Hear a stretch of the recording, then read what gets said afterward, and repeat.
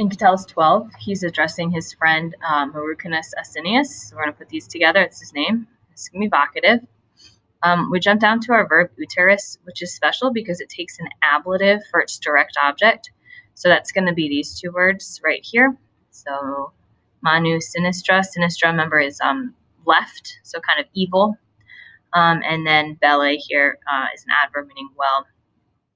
Next, we've got in Yoko atque Winos, the implication here might be that he's at a party. And Tolis, you lift. Lintea, and this is what we're talking about for the whole poem, napkins.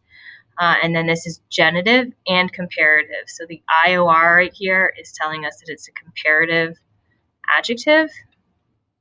And then that UM ending is a third declension genitive. So we're translated as of. This is also acting substantively. That is, you need to supply people with it. So of rather negligent people. Here we have a rhetorical question. So he says, do you think, and then indirect statement, that this essay, it's your infinitive, and then salsum is describing that hope. Remember, salsum is salty, which means witty or funny. Then we've got fugit te. Subject of fugit will be it. And then this is vocative. So he's calling him a name here. And then in our next line, the thing is your subject is, and then sordida and invenusta both describe race.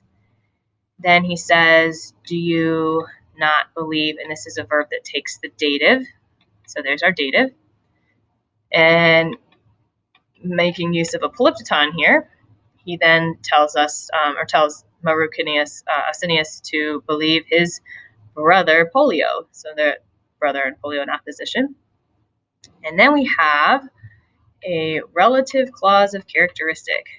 So relative clause of characteristic is where we have that relative pronoun, and it's characterizing its antecedent. So instead of saying like he is this guy does want this, he's the type of person who, so referring back to his brother, who wants, and then our direct object is to aferta.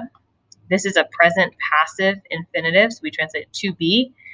And then well talento, translate well as even, and then this is a ablative of price, I guess, so for a talent, and that's a lot of money. So he's suggesting that even his brother wants him to stop taking these napkins, and he'd be willing to pay a lot of money for it. Okay, then we've got our est. NM means for, and it always is not the first word in the sentence, so we'll go back here. Translate it first, though. For he is, and so we're referring back to the brother, Polio. So the brother is a boy, acting kind of as a compliment, chock full of laporum and facetiarum. So both of those are genitives. Next, Catullus begins his threat. So he says, therefore, either, so either or right there, either imperative, expect, tricentos hendecasyllabos, so that's meaning 300 hendecasyllables, which mean 300 lines, or imperative, return the linteum mihi. This quote is going to refer back to the napkin, and it's our subject. It's not move. And then this, you could do by, you could do because, it's an ablative. And then where I'm here translated as but, it is a mensonym, and then these are genitive. For, and then if you don't read this all the way through, you're going to miss your subject. Your subject is going to come down here with Fabullus and Veranius.